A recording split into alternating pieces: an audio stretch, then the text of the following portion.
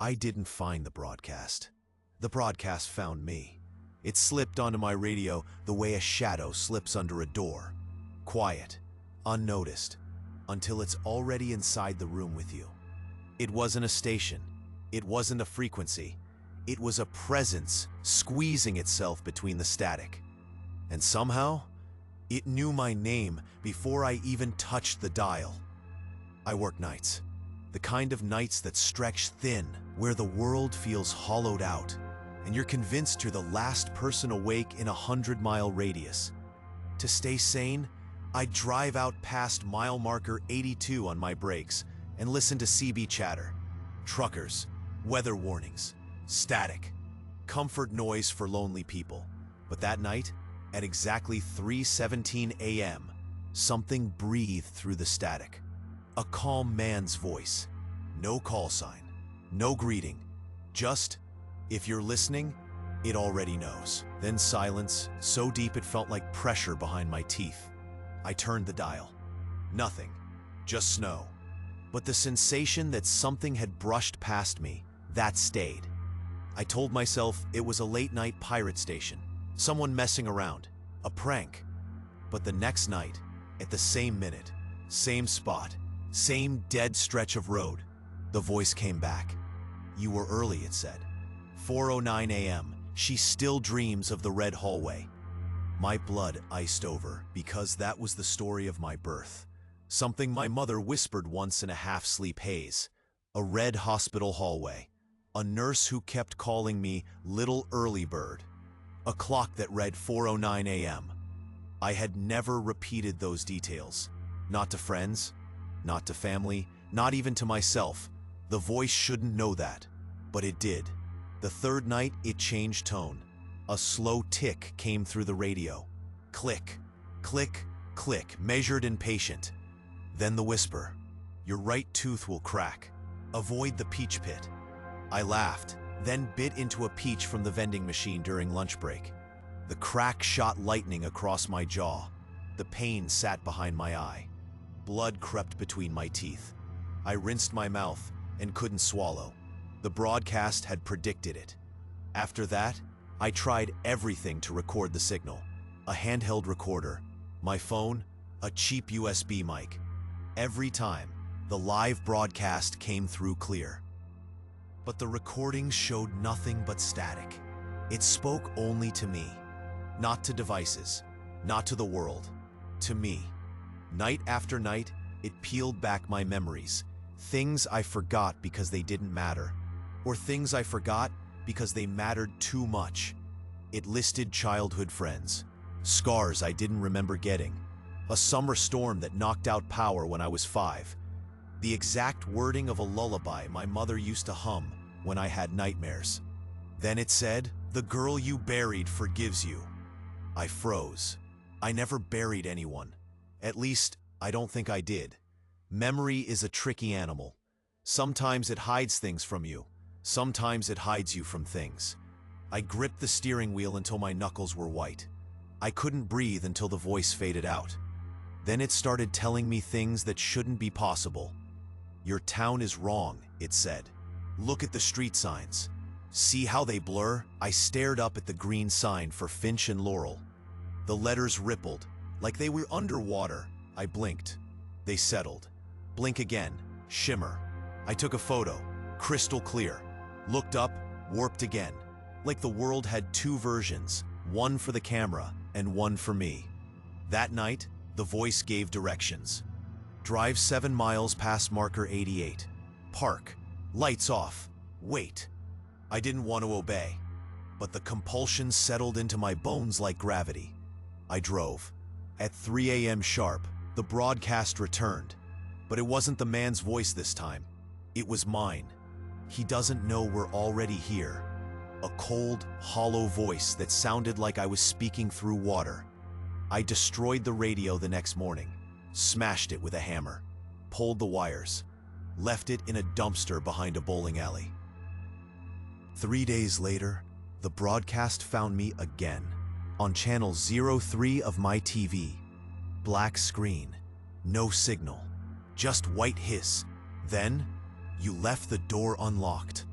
He appreciates that. I turned around. My kitchen tile glistened. Wet footprints. Human. Bare. Long. Thin. Leading from the back door. Disappearing under the rug. The broadcast stopped using speakers. It used anything that made noise. My phone buzzed at 3 a.m. No caller ID. Just static vibrating the glass. My microwave beeped in an unfamiliar rhythm.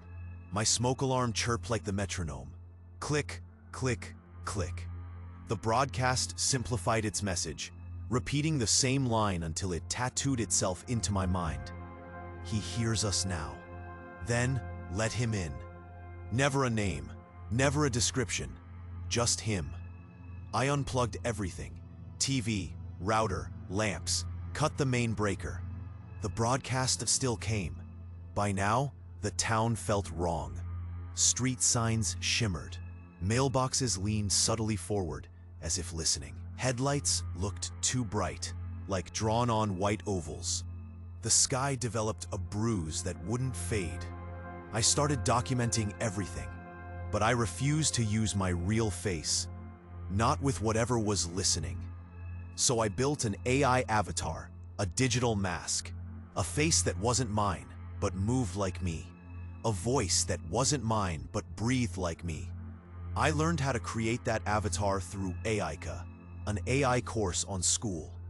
It was meant for content creators, but I used it as armor. I learned how to create my own AI avatar and automate content thanks to AICA, one of the best school courses out there.